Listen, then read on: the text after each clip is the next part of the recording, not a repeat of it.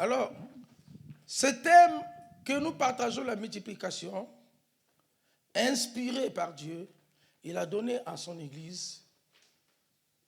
Quand on parle de la multiplication, en hébreu, c'est rabat, qui signifie croître, devenir nombreux. Donc, c'est Dieu qui nous les a donnés, afin que nous puissions le vivre dans son Église.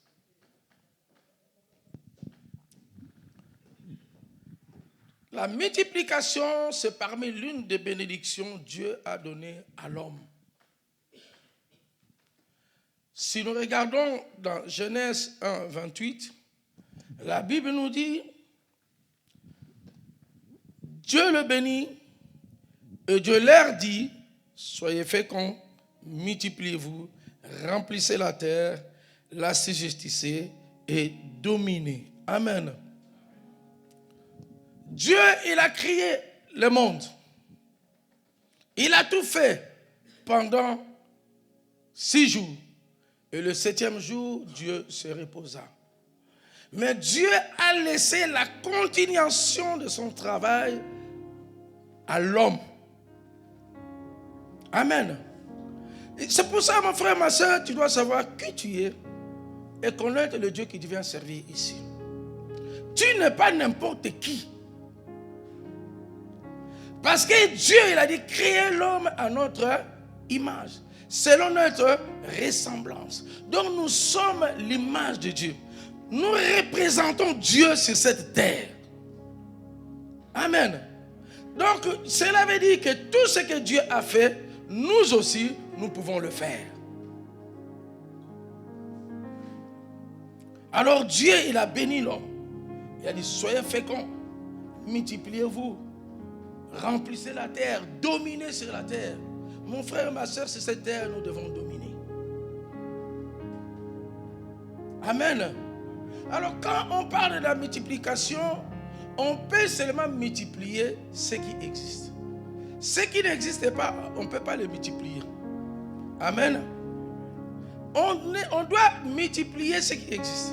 Ce qui n'existe pas, on ne peut pas le multiplier. On va faire seulement l'addition. Mais notre Dieu n'est pas le Dieu d'addition. Il est le Dieu de multiplication. Amen. Alors 2025, nous l'avons intitulé l'année de multiplication. Nous voulons vivre la main puissante de Dieu dans cette église, dans tous les domaines. Ne nous limitons pas Dieu. Ne limite pas Dieu, mon frère et ma soeur. Nous avons un grand Dieu à des possibilités illimitées. Ce que toi tu as, peut-être tu le vois, c'est rien. Ce que tu as, si tu le vois, c'est rien. Mais Dieu est capable de multiplier ce qui est en toi. Je crois, la fois passée, le pasteur, je crois, il nous avait parlé de la femme, la femme qui était la femme d'un prophète. Que le prophète avait des dettes. Et il devait rembourser des dettes. Alors les dettes qu'il devait rembourser, il est parti voir le prophète. Il a dit, mais ton serviteur qui travaillait avec toi, il est mort. Il n'est plus là. Mais il m'a laissé avec des dettes. Le créancier est venu. Qu'est-ce que je dois faire? Il veut prendre mes enfants comme esclaves. Et le serviteur de Dieu,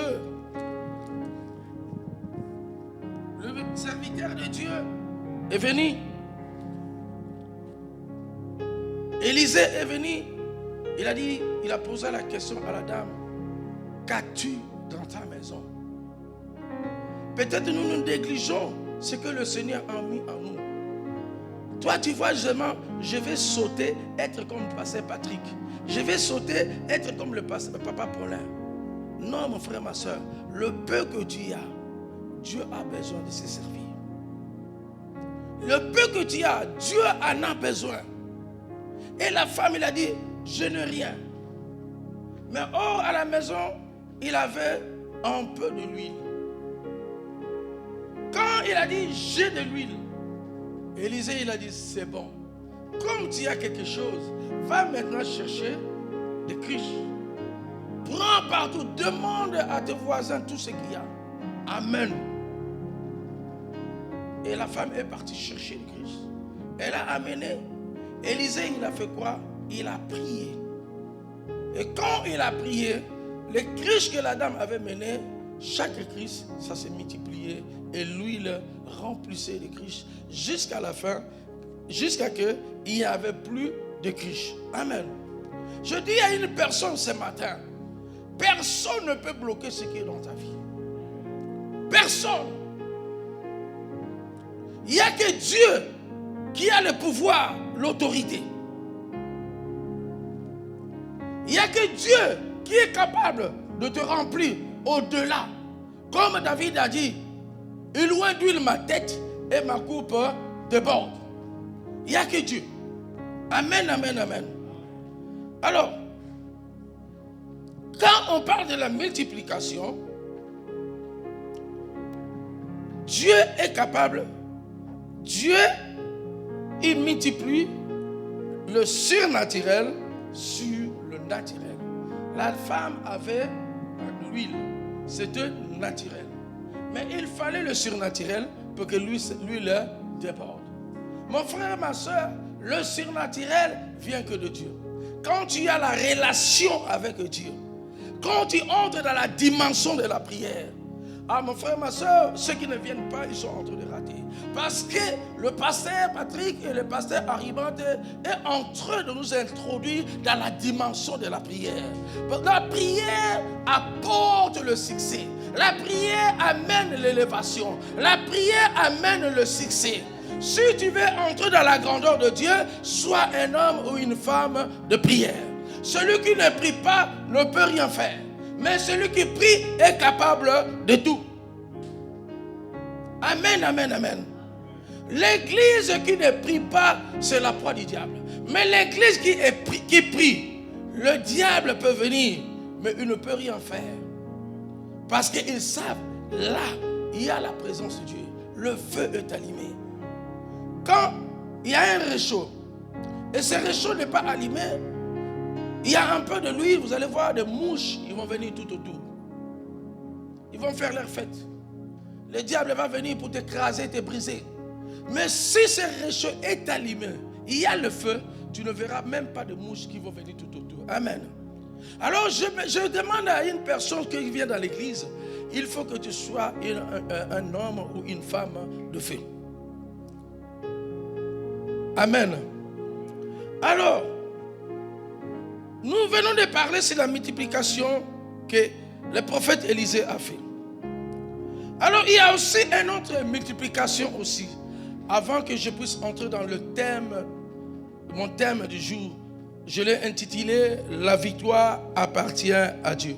Mais je vais parler un peu sur la multiplication. Amen. Dans Psaume 40, verset 5. Si notre sœur peut nous lire la parole.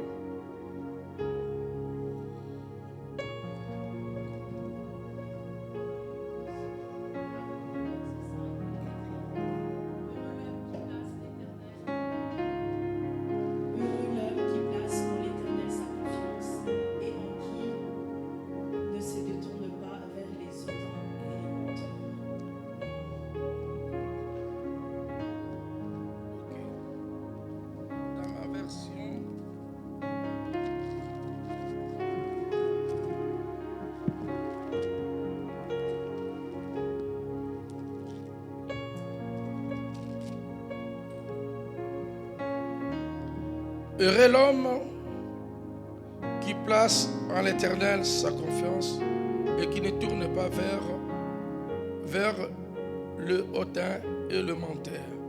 Voilà, verset 6. Tu as multiplié, Éternel, mon Dieu, tes merveilles et tes desseins en notre faveur. Nul n'est comparable à toi. Je voudrais les publier et les proclamer, mais le nombre est trop grand pour que je les rencontre. Amen. Frères et sœurs, à des fois, nous pensons que Dieu ne fait rien dans notre vie.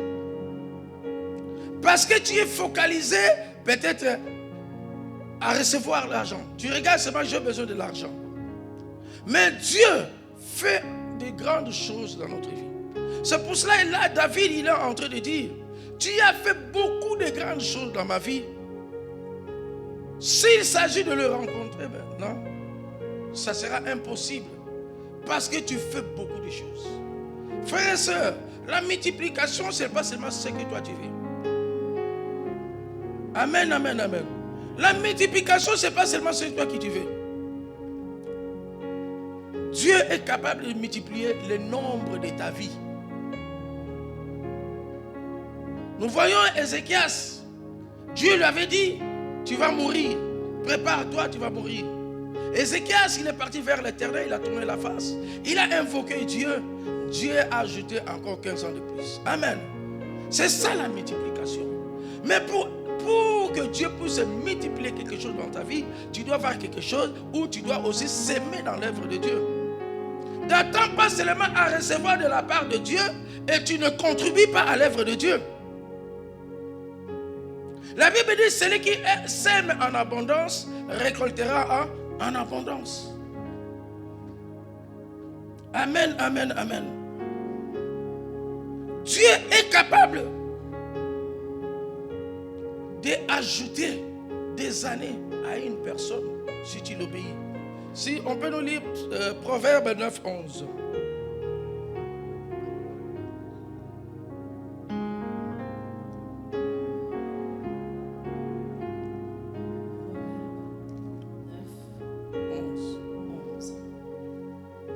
C'est par moi que tes jours se multiplieront.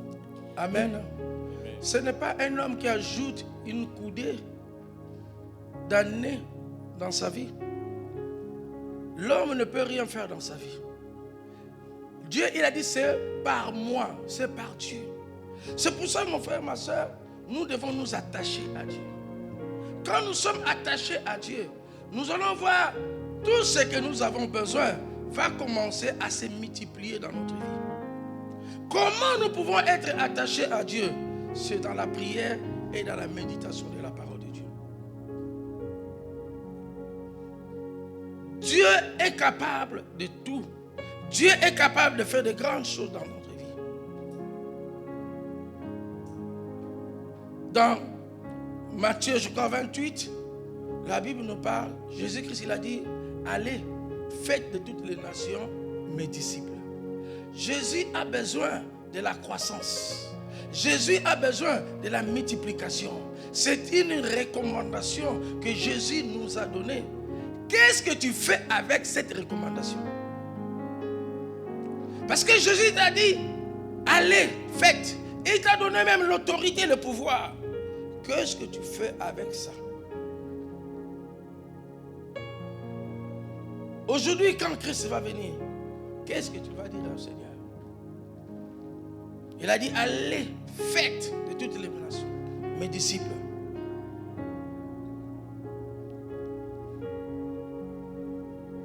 Nous sommes là pour aller faire la volonté de Dieu. Si nous ne faisons pas la volonté de Dieu, comment Dieu peut multiplier des grandes choses dans notre vie? Comment Dieu peut nous ajouter des années encore de vivre? Comment si demain il y a un problème, nous pouvons aller vers notre Dieu et dire, Seigneur, souviens-toi de moi, souviens-toi de nous. Comme Ézéchias il a fait.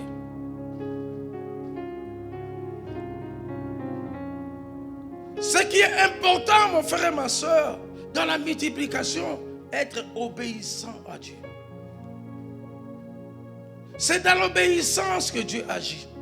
Et c'est dans l'obéissance que Dieu bénit. Si tu n'es pas obéissant, tu ne verras pas la main de Dieu. Et si tu n'es pas obéissant, cela amène la mort en toi. L'Église, soyons obéissants. Travaillons pour la gloire de notre Dieu. C'est pour ça, dans Éphésiens 1, 3, la Bible nous dit, Dieu nous a bénis de toutes sortes de bénédictions célestes en Jésus-Christ. Amen, amen, amen. Non, peut-être des fois tu ne comprends pas.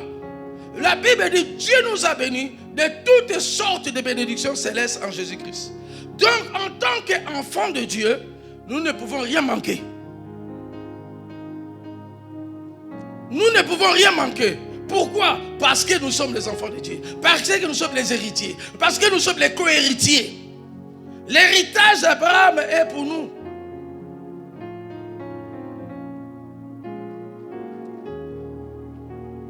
Je commence à entrer maintenant dans mon thème.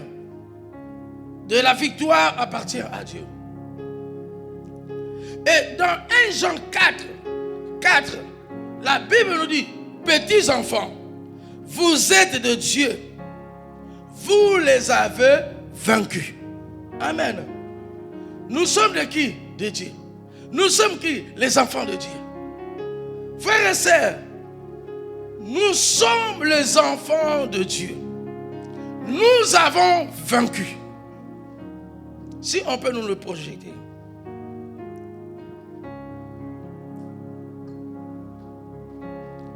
Nous ne sommes pas les enfants du diable, mais nous sommes les enfants de Dieu. Dieu nous a donné la victoire. C'est pour ça que nous ne sommes pas en train de combattre pour la victoire, mais nous sommes en train de combattre dans la victoire. Parce que cette victoire, Jésus-Christ l'a acquis déjà à la croix. Et il nous a donné la clé afin que nous puissions la posséder. Tu n'es pas n'importe qui, mon frère et ma soeur. Aujourd'hui, tu es en train de souffrir. Aujourd'hui, tu es en train de pleurer. Mais tu as tout entre tes mains. Le problème est seulement d'entrer dans la gloire de Dieu. Et pour vivre la même puissance de Dieu. Vous, petits enfants, vous êtes de Dieu. Vous les avez vaincus. Parce que celui qui est en vous est plus grand que celui qui est dans ce monde. Qui est dans ce monde? C'est le diable. Mais nous avons la victoire parce que c'est lui qui vit en nous. Jésus-Christ, il vit en nous. Il demeure en nous. Il n'habite pas par les maisons faites par les hommes. Il habite en nous. Amen, amen, amen. C'est pour ça, mes frères et ma soeur, les problèmes vont surgir, les difficultés vont venir. Mais les seules choses que tu dois faire, tu dois t'accrocher à Dieu. La personne qui est capable de te donner la victoire, les succès dans tes problèmes, c'est Dieu. Amen, amen, amen. Alors quand on parle de la victoire, la victoire dans la pensée de Dieu, c'est un succès. Gagner un combat ou une bataille ou une compétition. Tu ne peux pas être un victorieux ou un héros si tu n'as pas combattu et si tu n'as pas fait une preuve que, on va dire, on te donnera peut-être un titre que tu es un vainqueur. Alors, c'est pour ça, mon frère et ma soeur, la victoire appartient à Dieu. Dieu ne partage pas sa gloire avec quelqu'un. Le Dieu que nous invoquons, c'est un Dieu jaloux. Dieu aime la première place. Dans le livre de Juge 7, verset 1. Si on peut nous lire Juge 7.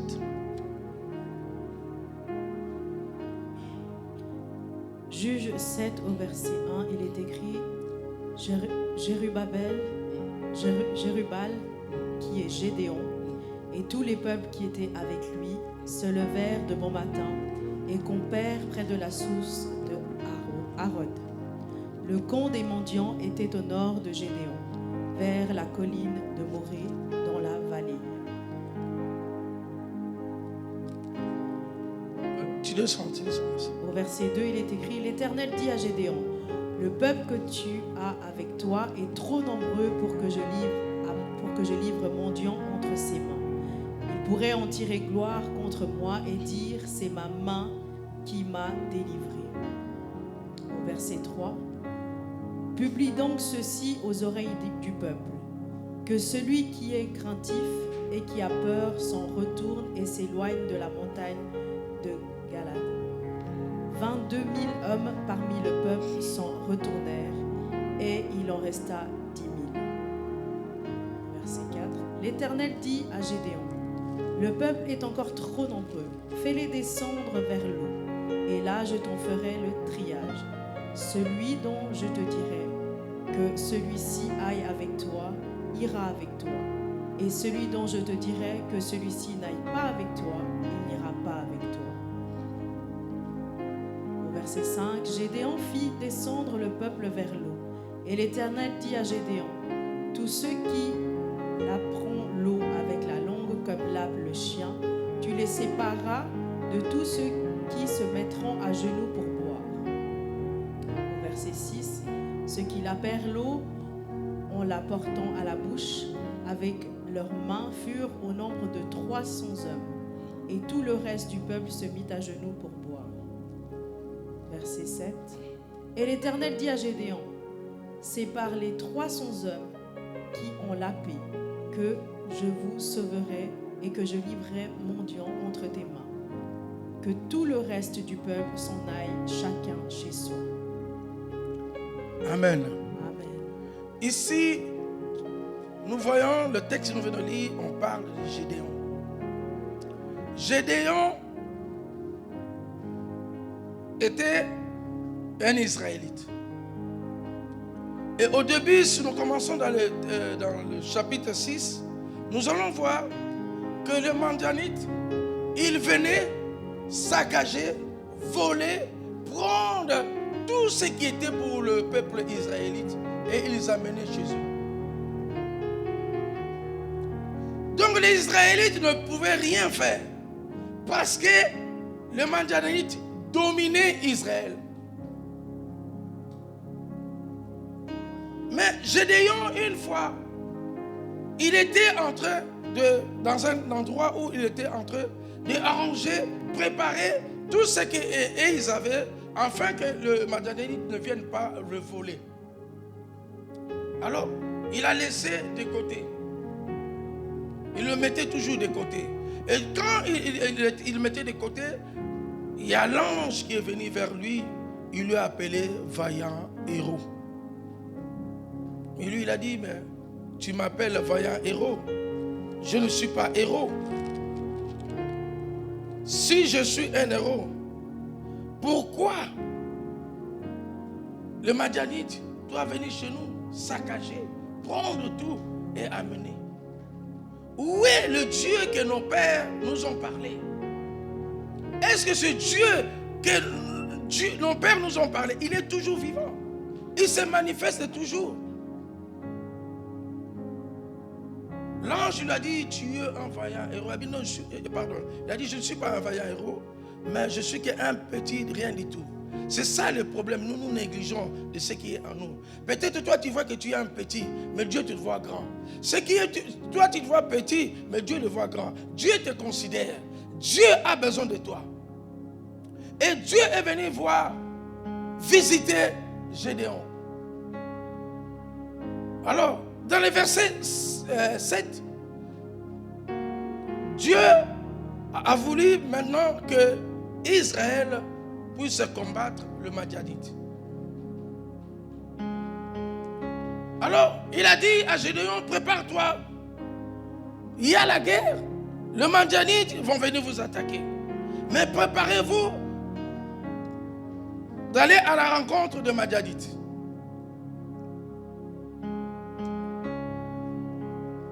Alors, Gédéon, il prend les gens, les soldats. Je crois que quand il y a une guerre, on sensibilise les gens, on sensibilise les soldats. On amène les soldats. On ne peut pas amener 100 personnes ou 200 personnes pour aller combattre notre pays. Donc, on est obligé d'apprendre des milliers de gens pour aller combattre. Je crois que il avait préparé 30 000 personnes pour aller combattre. Et quand il s'est préparé pour aller combattre les 30 000, Dieu lui a visité et il a dit, le 30 000 que tu amènes pour aller combattre, c'est trop beaucoup.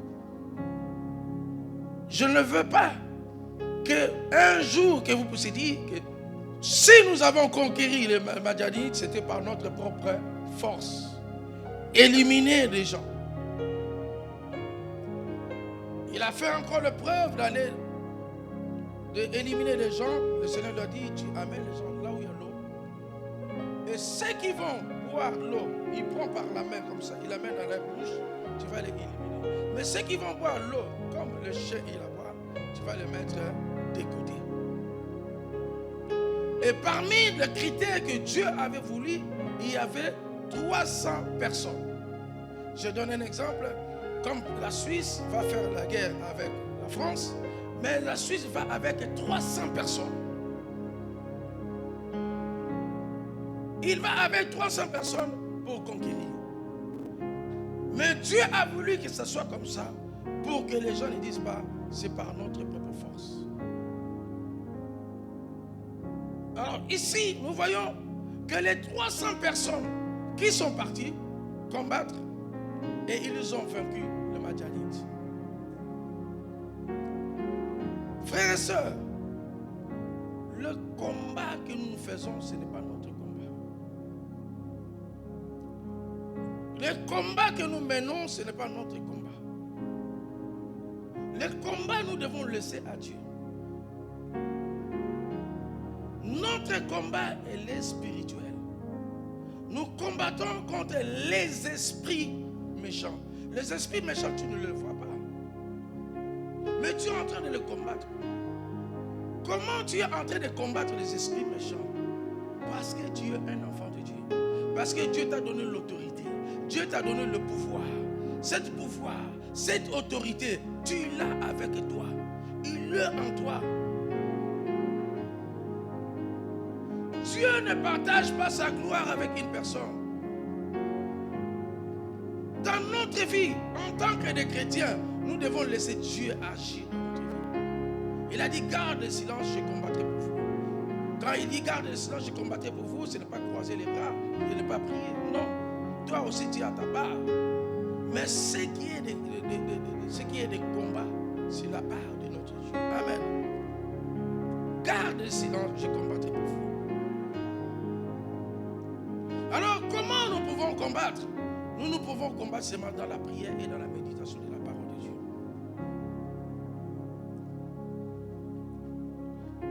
1 Jean 4, verset 4 dit, petits enfants, vous êtes des dieux et vous les avez vaincus, car celui qui est à vous est plus fort que celui qui est dans ce monde. Amen. Mon frère et ma soeur, nous avons besoin de succès. Nous avons besoin de réussite. Mais le succès et la réussite, ça se trouve à notre Dieu. Dieu a promis à Josué. Dieu a dit à Josué, tout lieu foulera la pointe de ton pied, je te le donne en héritage. Amen, amen, amen.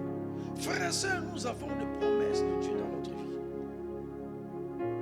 Si tu as besoin de succès, tu as besoin de l'élévation, tu as besoin de la grandeur, cela est entre les mains de Dieu. Obéissez seulement à Dieu. Faites la volonté de Dieu. Tu vivras la grandeur de Dieu. Tu vivras le succès. Tu vivras l'élévation.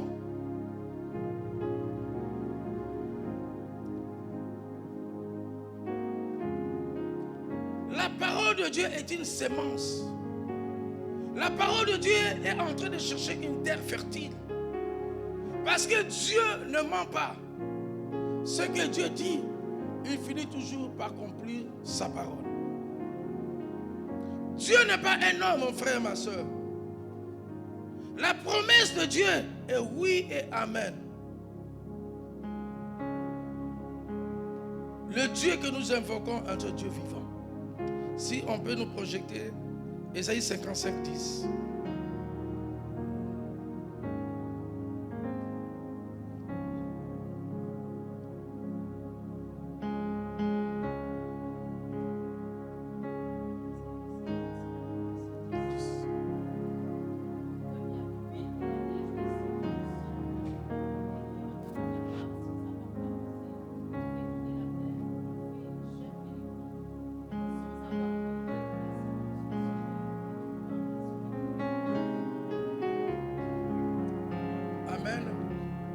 Ainsi en est-il de ma parole. Ici, c'est Dieu qui est en train de parler. Dieu ne contredit pas sa parole. Ce qu'il a libéré, c'est ce qu'il va faire. Comme il nous avait dit, soyez féconds, multipliez-vous, remplissez la terre. Dieu ne peut plus retourner en arrière. C'est une bénédiction qu'il nous a léguée et qu'il nous a donnée. Alors ici, il a dit, en est-il de ma parole qui sort de ma bouche? Elle ne retourne pas. Elle ne retourne point en moi sans effet. Donc quand Dieu dit quelque chose, quand la parole est sortie, si tu fais l'attention, tu vas saisir, tu vas recevoir.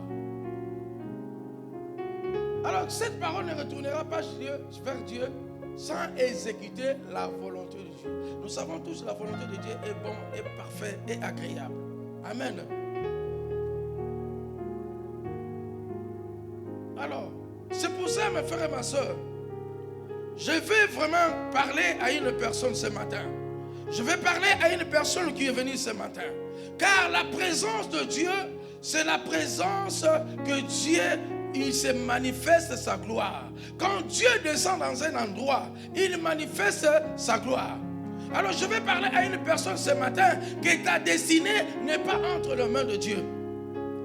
Ta destinée entre la main de Dieu, n'est pas entre la main d'une personne. Ce que Dieu a dit à toi, il finira toujours par l'accomplir. C'est vrai, il y a des temps, il y a des circonstances peut nous entraver. Ce ne sera pas peut-être tout de suite. Mais si tu as confiance à la parole de Dieu, si tu as confiance à Dieu, cela va finir toujours par s'accomplir. Ne regarde ni à gauche ni à droite. Regarde à Dieu. La semence est déjà là. La fois passée, le pasteur nous a dit même, il y a déjà des fleurs qui commencent à pousser. Alors, frères et sœurs, sois attentifs. Sois attentif parce que Dieu est en train d'accomplir sa volonté. Amen. Dans Philippiens 4, 6, la Bible dit, ne vous inquiétez de rien. Amen, amen, amen. Ne vous inquiétez de rien, mais en toutes choses, faites connaître vos besoins à Dieu par la prière et des supplications avec des actions de grâce. Amen. Ne regarde ni à gauche, ne regarde ni à droite. Les inquiétudes peuvent te séparer de la gloire de Dieu. Les doutes peuvent enlever la main de Dieu dans ta vie. C'est pour ça qu'il dit, ne t'inquiète de rien. Le problème, c'est Dieu. C'est lui qui a donné la promesse. Toi, qu'est-ce que tu dois faire? Tu vas seulement te mettre dans la prière. Prier. On est en train de nous parler de sortes de prières. La prière de supplication, la prière des actions de grâce. C'est par la prière que tu peux tout recevoir.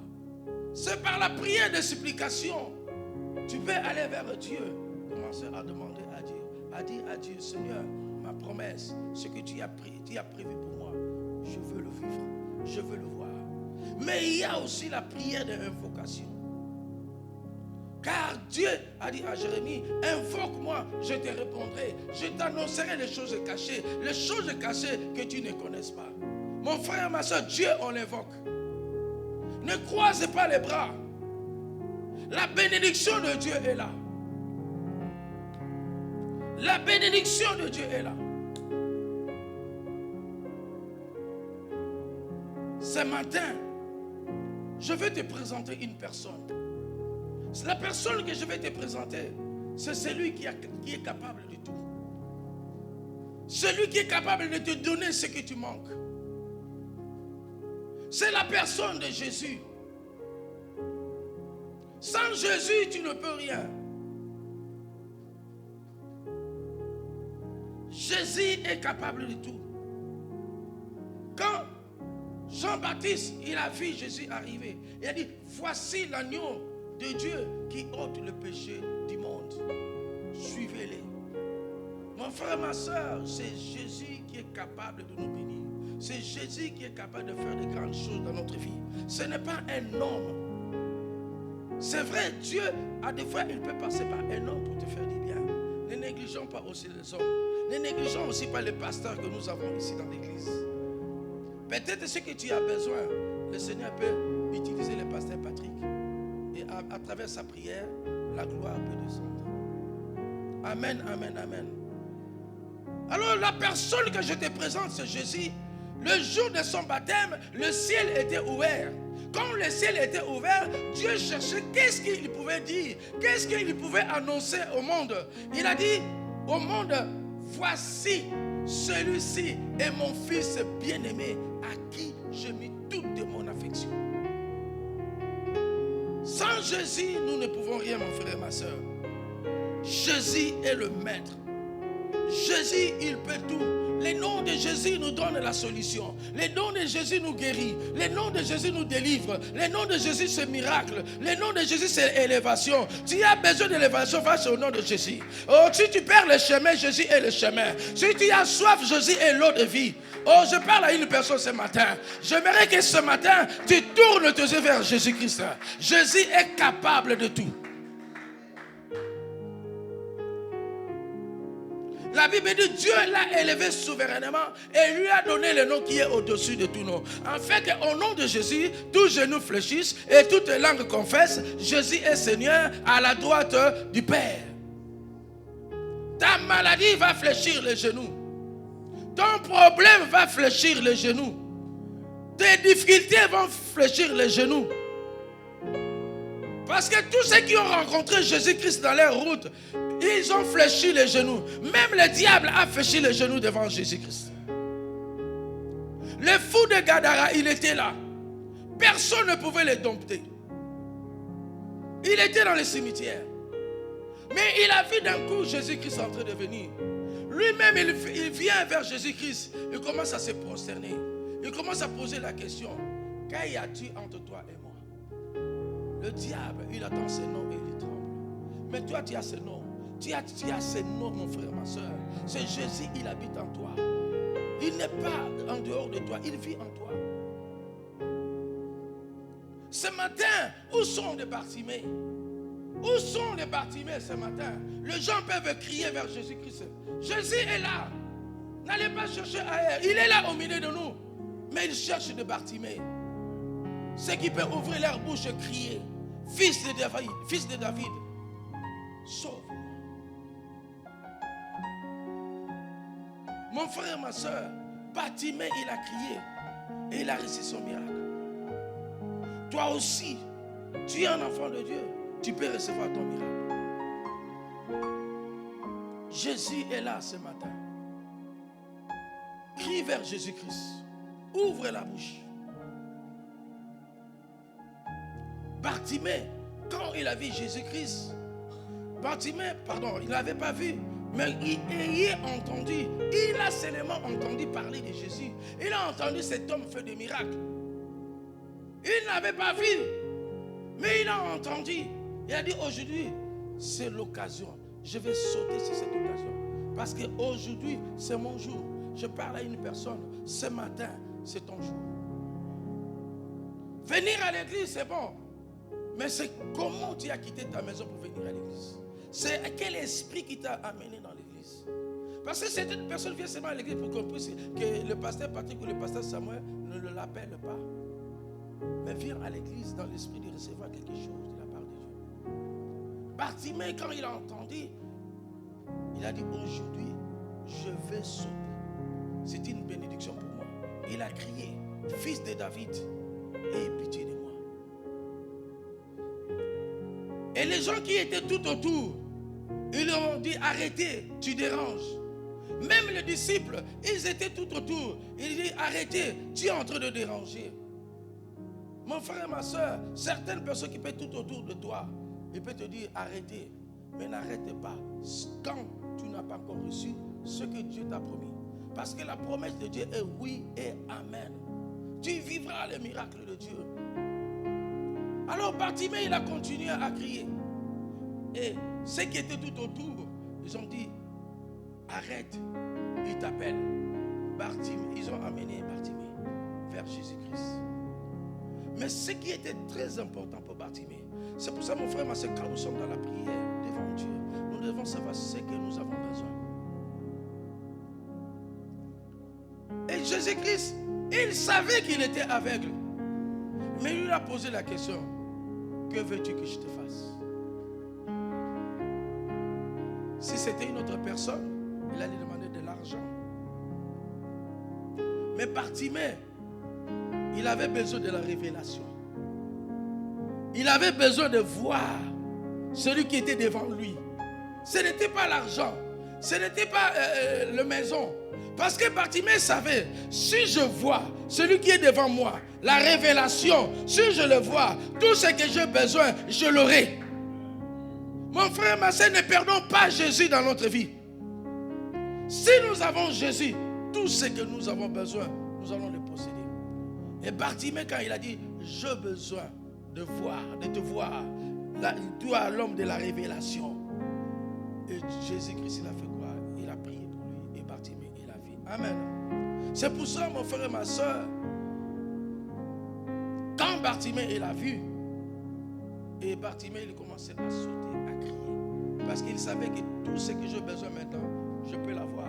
Je peux aller travailler, je peux marcher, je peux aller tout seul où je veux. Parce que la vue était ouverte. Amen.